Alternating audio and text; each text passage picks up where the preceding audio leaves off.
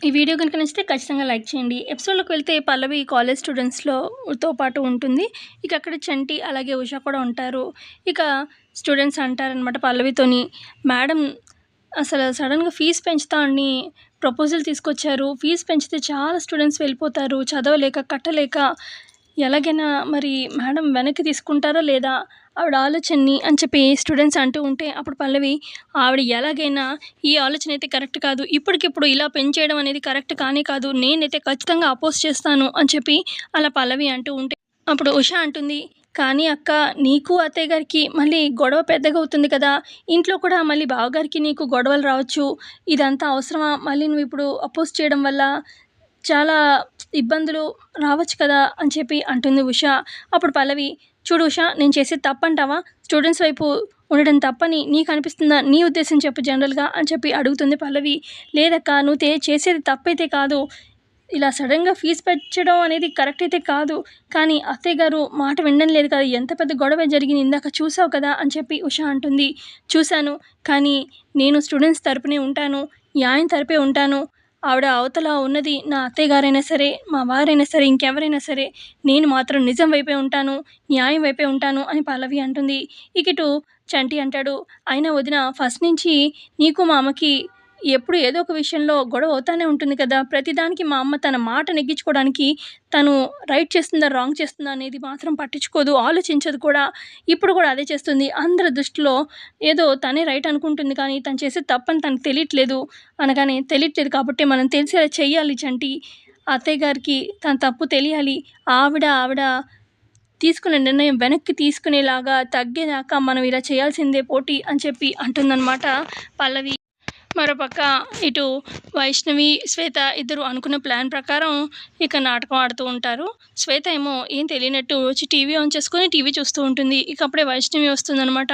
ఇక అప్పుడే అటువైపుగా వెళ్తున్న శ్రీనివాసరావు, ఏం మాట్లాడుతుంది వైష్ణవి శ్వేతతో అన్నట్టుగా చూస్తూ ఉంటారు.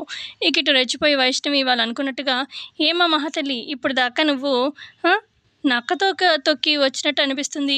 ఎక్కడ అనాథ శరణాలయం, ఎక్కడ ఈ మహా బంగ్లాలో నువ్వు ఎంచక్కా చక్రం తిప్పుతున్నట్టు అనిపిస్తుంది. అసలు నీ స్టేటస్ ఏంటి, నువ్వేంటి, నీ హోదాలా నువ్వు, అసలు నేను చూస్తుంటే ఒళ్ళు మండిపోతుంది. నీకు అసలు కూటికి గతికి లేని దానివి, అలాంటిది ఇంట్లోకి వచ్చి పడ్డావు.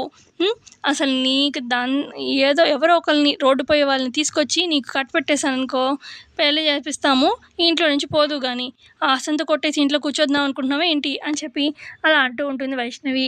ఇక అప్పుడే అక్కడికి శ్రీనివాసరావు వచ్చి, "ఏంటమ్మా వైష్ణవి, ఏంటా మాటలు, అలా అంటావేంటి శ్వేతను పట్టుకొని" అని చెప్పి అంటే, "నేనేమన్నాను మామయ్య గారు, ఏమనలేదే" అని చెప్పి వైష్ణవి అంటూ ఉంటుంది.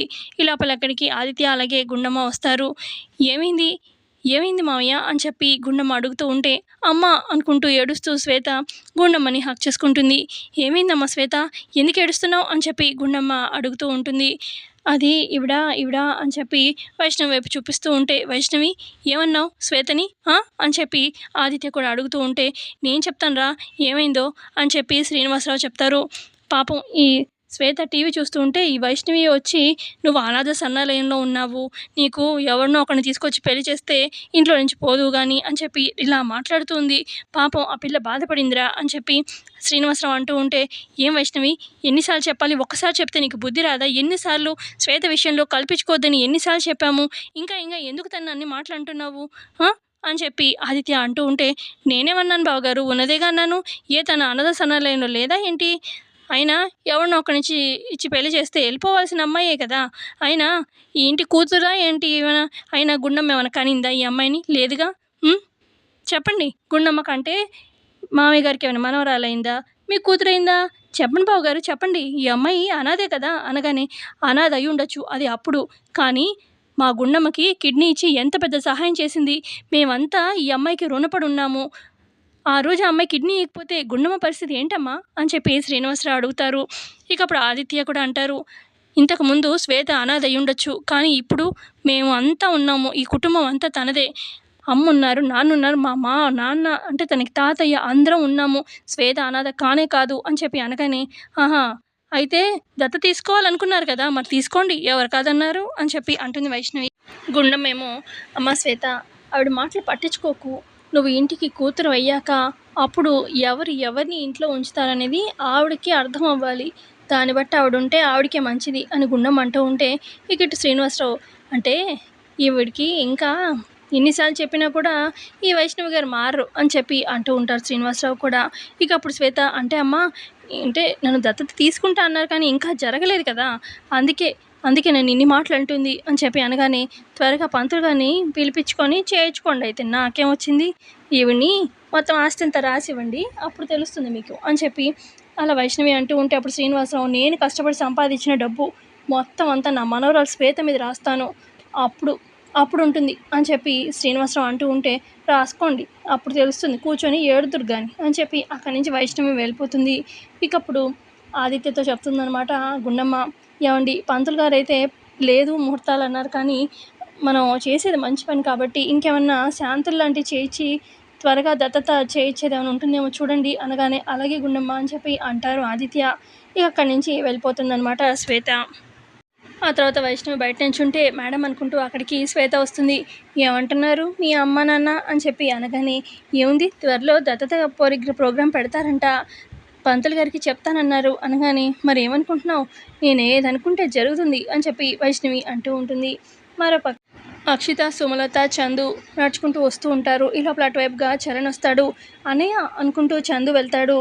నీకోసం వెతుకుతున్నాం అన్నయ్య అని చెప్పి అనగానే, నా కోసం వెతకడం ఏంటి అని చెప్పి అనగానే, రే ఆ పల్లవి అందరి ముందు నన్ను అవమానించిందిరా అని చెప్పి సుమలత అంటుంది. పల్లవి అవమానించిందా అనగానే, అవును చరణ్, స్టూడెంట్స్ అందరినీ వెనక్కి తీసుకొచ్చి ఇదిగో అత్తయ్య గారిని ఎన్ని మాటలనింది అని చెప్పి అక్షిత అంటుంది.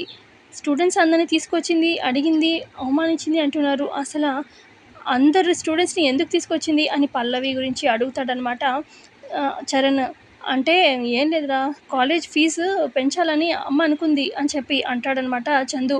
కాలేజ్ ఫీజు పెంచేది ఏంటమ్మా అని చెప్పి అంటాడు చరణ్.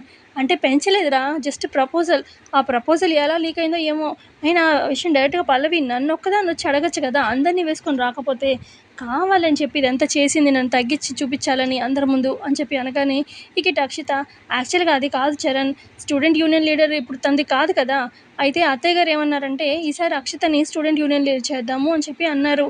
ఇక అక్షితకి ఏం తెలుసు, అక్షిత ఉండకూడదు అని చెప్పి ఇదిగో ఓటీ కోసం అని చెప్పి ఇలా చేస్తుంది, స్టూడెంట్స్ అంతా తనకే ఓటేసి మళ్ళీ తన్నే గెలిపిస్తారు, ఎలక్షన్స్ పెట్టాల్సిందే అని చెప్పి పల్లవి ఇదంతా కావాలని చేస్తుంది అని చెప్పి అక్షిత చెప్తుందనమాట. అయినా ఇది కరెక్ట్ కాదు మమ్మీ, పల్లవికి నేను చెప్తాను అనగానే, మమ్మీ చెప్తే నేను వినలేదు కదా అన్నయ్య అని చెప్పి అంటాడనమాట చందు. మమ్మీ చెప్పేది వేరు, నేను చెప్పేది వేరు, నేను వెళ్ళి దాంతో మాట్లాడతాను అని చెప్పి చరణ్ వెళ్తాడు. మరోపక్క ఇక పల్లవి దగ్గరికి వెళ్తాడనమాట చరణ్. ఇక ఏంటి అందరూ ఇక్కడే ఉన్నారు క్లాసుకి వెళ్ళకుండా, అందరూ వెళ్ళండి అని చెప్పి స్టూడెంట్స్ అందరినీ పంపించేస్తాడు. ఇక అక్కడ చంటి అలాగే పల్లవి ఉంటారు. ఇక అప్పుడు చరణ్ అంటాడు, ఏంటి మా అమ్మని అందరి ముందు ఎదిరించావంట స్టూడెంట్స్ అందరిని తీసుకొని, నువ్వు ఒక్కదాన్ని వెళ్ళి అడగలేవా, కాలేజ్ ఫీజు ఏదో పెంచేసినట్టు మాట్లాడుతున్నావు, పెంచాలని ప్రపోజల్ మాత్రమే కదా, కాలేజ్ రన్ చేయడం అంటే చిన్న విషయం అనుకుంటున్నావా, ఎన్ని ఉంటాయి ఎన్ని చూసుకోవాలి, అన్ని రేట్లు పెరుగుతున్నాయి కదా, మరి దాని తగ్గట్టే కదా, అయినా సడన్గా ఏం పెంచేయలేదు కదా, అది జస్ట్ ప్రపోజల్ మాత్రమే, మాటలు మాత్రమే జరుగుతున్నాయి, దానికి ఎంత పెద్ద సీన్ చేయాలా, అయినా నీ ఉద్దేశం ఇది కాదులే, అక్షిత పోటీ చేస్తుంది, తను వద్దు నువ్వే యూనియన్ లీడర్గా ఉండాలని అంతే కదా అనగానే, అప్పుడు పల్లవి, ఏమండి అత్తయ్య అంటే నాకు కోపం కాదు, ఆవిడ తప్పు చేస్తే చెప్పాలి, స్టూడెంట్ యూనియన్ లీడర్గా నేను మాట్లాడతాను, అయినా స్టూడెంట్స్కి అన్యాయం జరిగితే నేను ఎప్పుడూ ఊరుకోను అనగానే, అంటే నేను చెప్పిన ఆగవా నువ్వు, తగ్గవా అని చెప్పి చరణ్ అంటాడు. ఏమండి భర్తగా మీరు ఏ విషయమైనా చెప్పండి చేస్తాను, దాటను, కానీ ఇక్కడ స్టూడెంట్స్కి అన్యాయం జరుగుతుంది, నేను ఒక స్టూడెంట్గా తప్పకుండా నేను వాళ్ళ సైడ్ ఉంటాను, అవతల ఎవరున్నా వాళ్ళ మాటను నేను వినను అని చెప్పి పల్లవి అంటుంది. ఆ తర్వాత పల్లవి, అయినా అక్షితకి ఏం తెలుసండి, యూనియన్ లీడర్గా పోటీ చేస్తానంటుంది, తనకి ఏమీ తెలీదు, అందుకే నేను చెయ్యాలి, నేనుంటే కరెక్ట్గా స్టూడెంట్స్కి ఏం జరుగుతుంది ఏంటనేది నేను చూసుకుంటాను అని చెప్పి అంటుంది పల్లవి.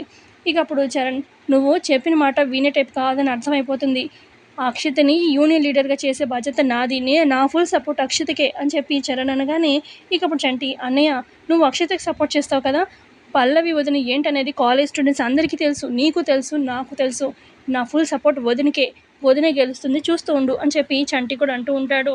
సో ఇంత ఎపిసోడ్లో జరిగింది. నెక్స్ట్ లైక్ చేయండి. Thanks for